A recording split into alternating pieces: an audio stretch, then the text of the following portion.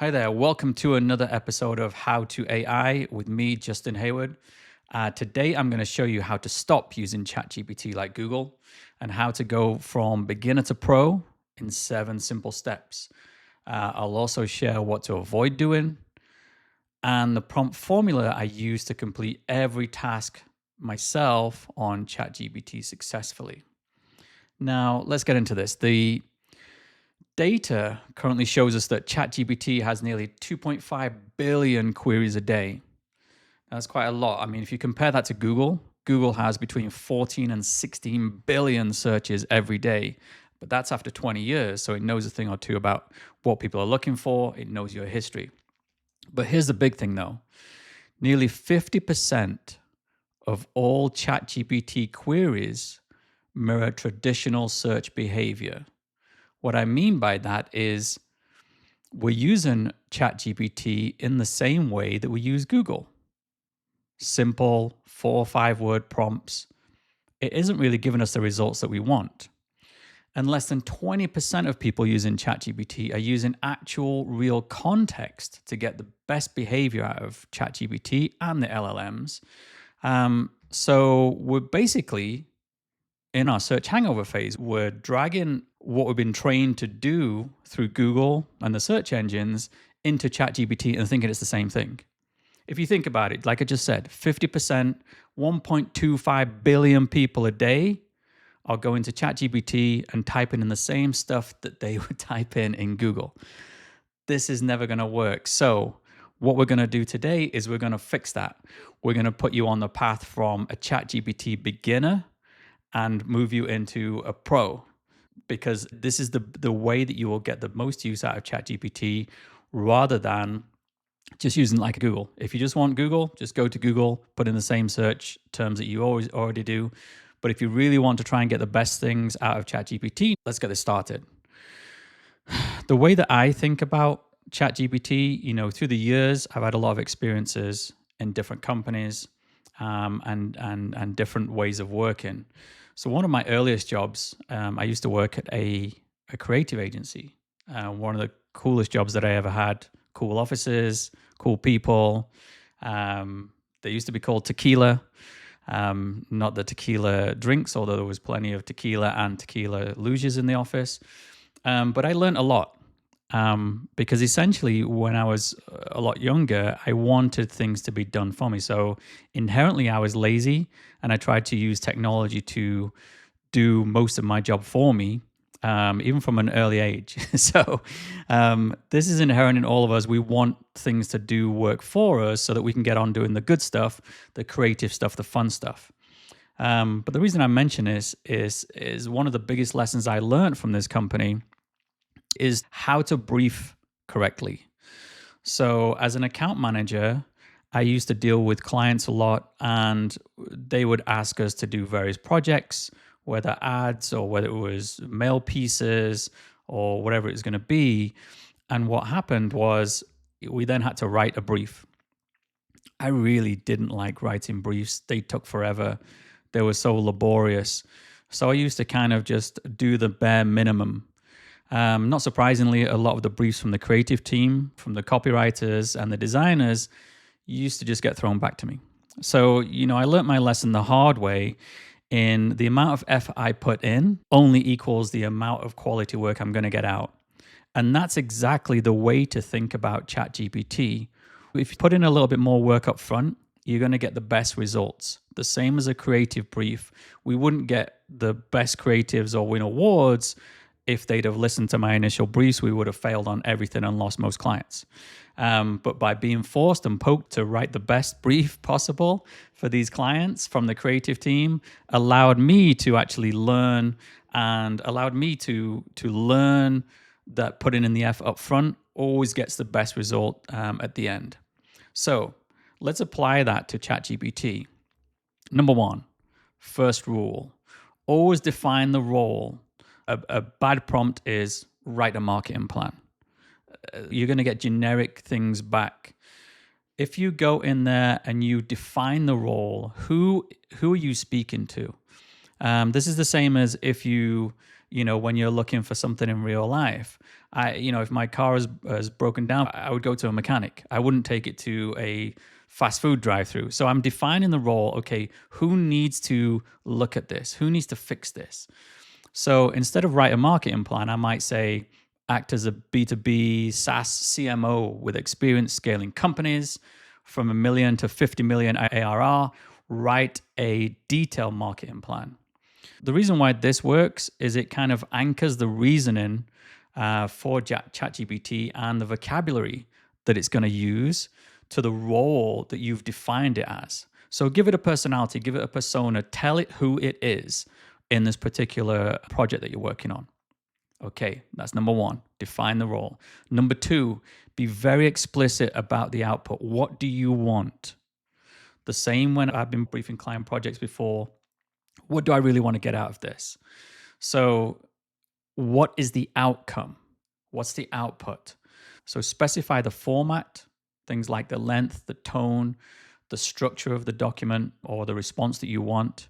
An example of a bad prompt is summarize this article. But what do you want from it though? You can summarize in a million different ways. So an example of a good prompt is summarize this article in 5 bullet points.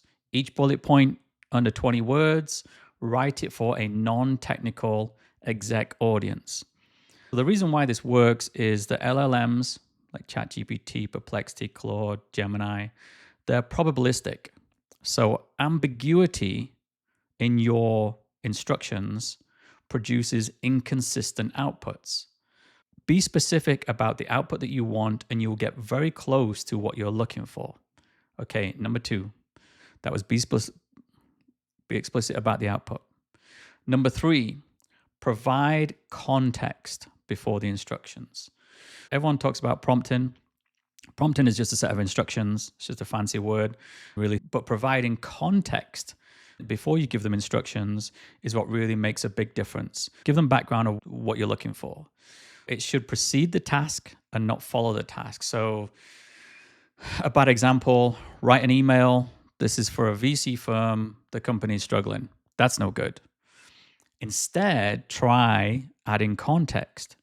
You're writing to a VC partner about a portfolio company that missed revenue targets last quarter. And the task is draft a calm, credible update email. So the difference there is you're given a lot more context about and background of what it's actually looking for or what it should be doing. Okay, so that's number 3, provide your context before the instructions. On to number 4, use constraints deliberately. Constraints really sharpen the output that you're looking for. So this is what you don't want it to do. If you've been for an oil change, one of those drive-through oil change places like Valvoline, you're going in for an oil change and basically then they start looking at your wiper blades. They look at your filters, your air filters, and it's like, no, just give me the oil change. I don't want to change my wipers. I don't want a new oil filter. I don't want a new light in my back blinker. And this is exactly the same thing. I'm coming in for an oil change. This is what I want. Give me exactly what I want. And that's what constraints are here with ChatGPT. So examples are like use no jargon, assume that the reader has like 30 seconds, make this easy to understand. These are constraints that you put on it. It could be things like put this together in a bullet list, put this together in a table so I can understand it easily. Those are the constraints that will help you get a better output. And what it also does is it reduces the creative sprawl of ChatGPT. So it stops ChatGPT, just like the oil change guys, going, oh, well, let's check the wipers. Let's see what we can find out from other stuff here. No, forget that. Just stick to the right thing. So it stops it going away and looking for other stuff. Stick to the actual brief and we'll get a good output. That's number 4. Constrain it. Tell it exactly what you want it to do. On to number 5. Iterate instead of overloading. I know this is going from beginner to pro, and instead of just writing simple Google-style prompts or Google-style search queries, I'm asking you to be more detailed to get the best out of it. But there is a caveat to that. Don't write mega prompts. So don't go into War and Peace on this is everything I need you to do, this is not what I want you to do. Because if you go too far, it also doesn't work effectively. It responds better to things that are broken up and easy for it to understand. You can tweak that ongoing rather than just putting everything together in one prompt. So the first thing to do is when you are starting to write prompts is you draft a rough outline. Then once you get your first response back from it, you can go back and say, hey, look, this section here, tighten that up, make that less fluffy, give me an example for that part of the response, and then it will do that again. And then you keep tightening it down a little bit more further. Maybe step 3 is rewrite it in a more skeptical executive tone or write it from a different perspective. So the reason, again, why it works is LLMs respond to progressive refinement rather than one giant instruction. So this is like if you instruct anyone to do anything, it's rare that they just get it right on the first go. When you work with anyone, it's like, okay, here's the brief. Maybe we can tweak this. Maybe we can look at this. It's the same. And the weird thing is that prompting ChatGPT is kind of like speaking to a human. If you treat it that way, the more information you give it, the more it knows, the better it can respond and give you those outputs. Okay, so that's number 5. Number 6, ask for reasoning when you need accuracy. We all know that ChatGPT can hallucinate, and by that I mean it can make stuff up. But by its very nature, it's called generative AI. It's built to make stuff up. But let's allow it to make stuff up creatively, but with the right data and the right accurate information. So that's why the better prompt you put in on more accurate information or context is going to work better in your favor. So what you're also trying to do is say, hey, go back and check the sources on this data. If it says, I mentioned earlier, if it says 50% of people are using ChatGPT like Google, I didn't just trust ChatGPT when it told me that. I went to OpenAI, I went directly and checked all of the citations, and I put it through other LLM models like Perplexity for deep research to get the right stats. You can check them against each other and say, this is what one LLM told me. What's your take on this? Go check the facts.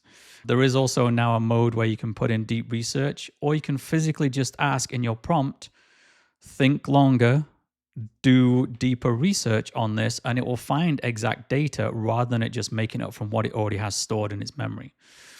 So again, ask for why it comes up with those stats. Ask for this when you need accuracy.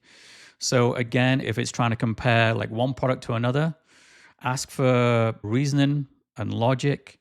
An example is like, list the options for this, then explain the trade-offs, then recommend one specific outcome that aligns with what I'm looking for.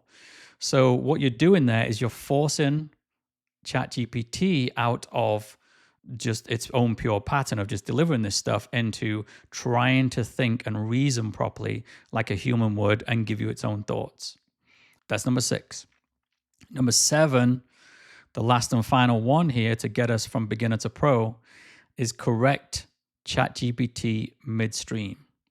If you treat it like a junior employee, a junior strategist, a junior worker that is helping you out, a researcher, and not like a search engine, then you're going to go a little bit further and you're going to get more of what you want. So if you get the answers initially, you can say that's too generic. Assume the audience or I already know the basics. Go deeper on this, dig deeper on this, research further on the topic here. Why this really works, and this is one of the biggest things to learn, is by you saying kind of no, it's too generic, it's not good enough, LLMs, they really adjust immediately when given corrective feedback. So it's like trying to train a human. When you give corrective feedback in the right way, it will adjust its behavior and response immediately. And that's number 7. If you follow those 7 steps, you will be 99% better than anyone else when it comes to using ChatGPT. Just follow that simple process. Okay, so here's the things to avoid. And this is what really kills your output quality. I've told you what works. Now I'm going to tell you what really doesn't work. Number one, vague prompts. Make this better. Fix this. Improve this. ChatGPT has no definition of better. It's not human. You're trying to treat it like a human, but this goes too far. Make it better. Make it cooler. It doesn't work. Avoid vague prompts. Number two, prompting for perfection in one go.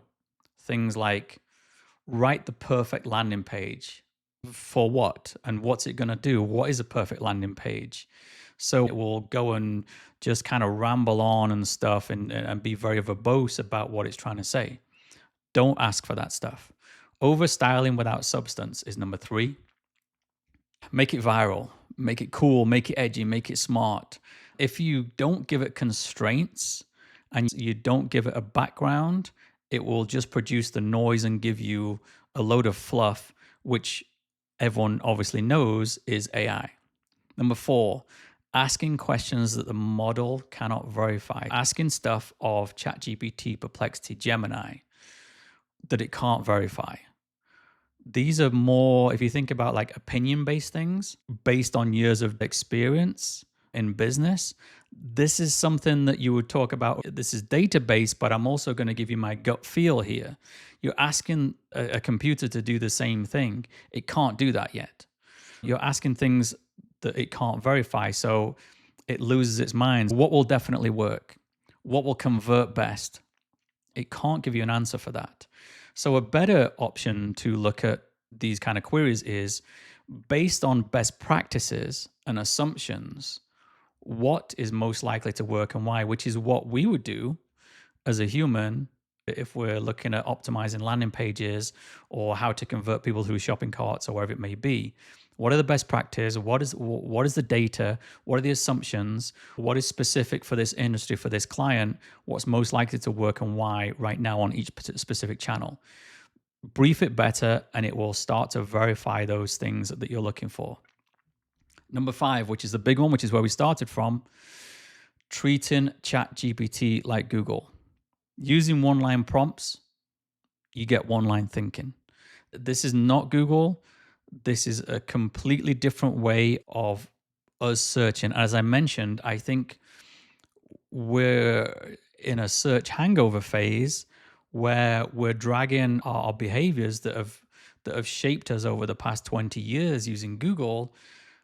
We're struggling to get out of them quickly, which is why, if you follow these 7 steps, you will start to move quickly into the way that everything is moving, which is why Google has Gemini and not just Google search now, into how the technology can help us move quicker and faster and get things done for us.